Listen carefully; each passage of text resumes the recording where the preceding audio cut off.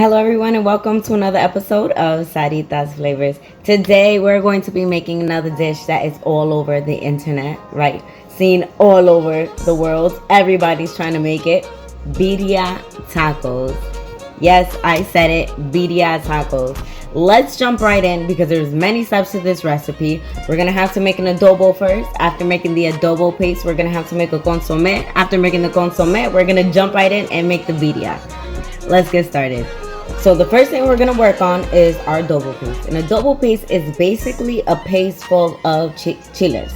Chiles, however you say it. I'm going to be using pasilla chiles, guajillo chiles, and chiles de árbol. I'm going to mix all of these so that our paste can have a complex flavor. So these are essentially dehydrated peppers. We're going to have to rehydrate them so that we can then make our paste. Go ahead and just take your selected few. If you're choosing one type of pepper, just go ahead and use the whole bag.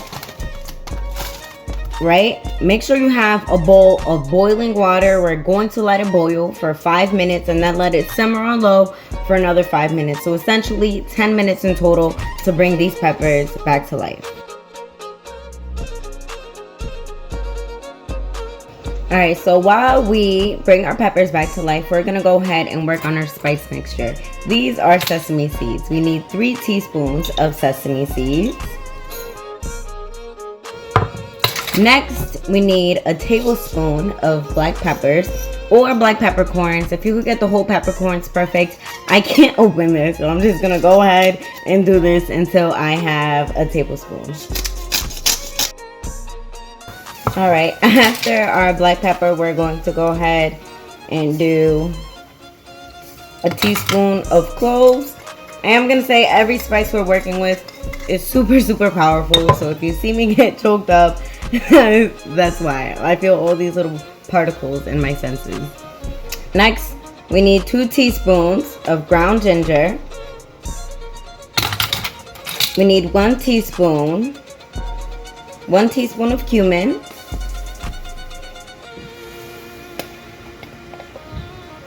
Alright, and then this is pretty much going to be our spice mix.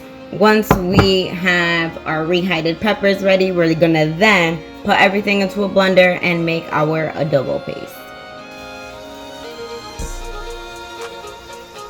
While we wait for our chiles to come back to life, we're going to go ahead and cook our spices.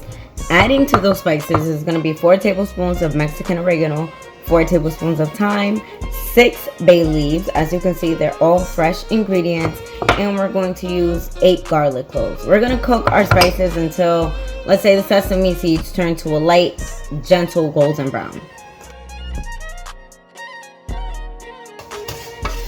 Almost immediately you can smell how aromatic it is. You can alone see all the steam that's coming from all those aromatics.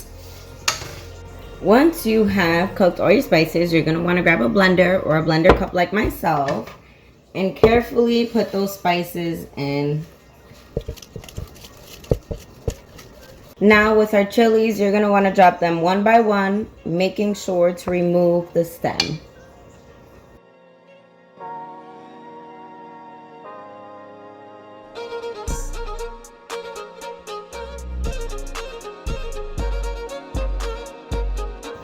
So as you all can literally see, this is literally a cup or a blender, should I say, full of peppers.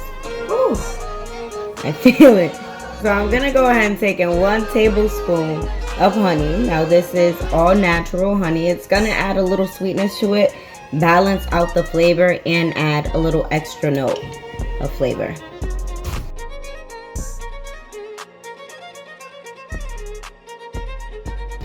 Alright, so after we added all of our peppers, all of our spices, go ahead and add 1/4 cup of vinegar. And then we're going to add another bit, 1/4 cup of water.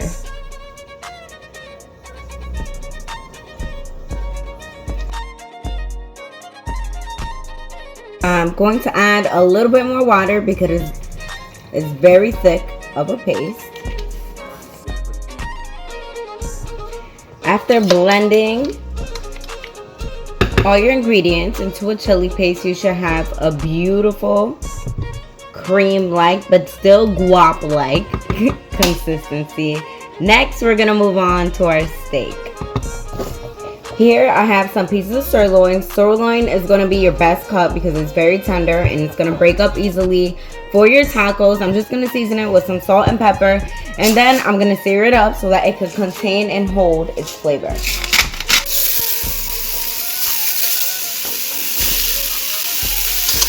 Alright guys, so after making our adobo paste, after searing up our steak, we're going to now work on our consomme. Here I have a whole medium onion, I have 6 garlic cloves, and I have 4 bay leaves. We're going to go ahead and drop them into some oil so that they can sear up, and then in that same exact mix, we're going to drop in our adobo paste.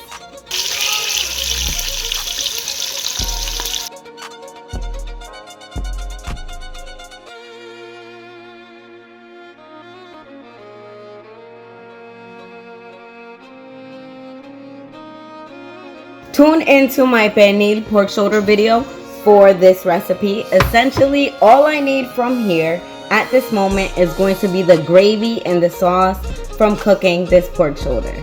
So all of this stuff is what I'm talking about. All of this, the pernil gravy is what I'm talking about. I'm gonna drop this in to that same adobo mix that I just made. It's going to boost up the flavor times 12. After we've added our pernil gravy, we're going to add a little bit more honey, another tablespoon, a lemon, and some salt.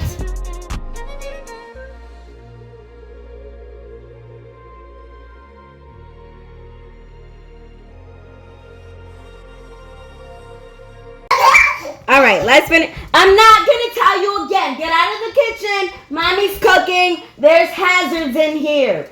Get out. Sir, get out. Thank you, and I love you. Here we have a bowl of that beautiful pernil that I showed you earlier. This is the seared up steak that we had. We're gonna drop this in to that bowl of our consomme. We're gonna turn the heat up to about 6.5, and we're gonna let that cook for about 45 minutes until everything tenderizes together.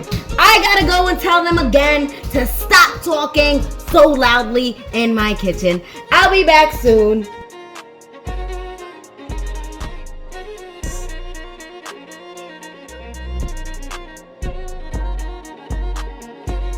Alright, so after cooking on medium high for about 15 minutes, we're gonna go ahead and bring the temperature down to maybe like 2.5, 3, and we're gonna cook it that way for another 30 to 40 minutes.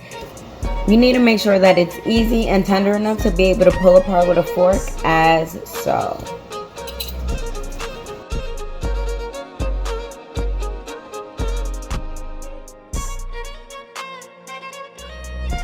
Now, if you find your consistency is a little bit too thick, just go ahead and add a little bit of water, literally a tiny bit at a time, until you get a nice, good consistency. Because remember, we need to have it thick enough so it can be rich for the taco, still a good enough consistency for you to be able to dip your taco in. Alright, so now to the actual taco part. I have here yellow corn tortillas and a tablespoon of butter and a nice long flat grill iron so that I could go ahead and cook all of our tacos on. Make sure you heat that iron up with a medium heat for a nice 5 minutes until you can, feel the heat from it, and jump right into making your tacos. Mind you, everybody's stove is different, everybody's pans and so forth heat up differently. So if you notice that your pan is getting way too hot, way too fast, just go ahead and turn the heat down a little bit. You don't want your tortillas to burn, you just want them to get a nice crisp on them.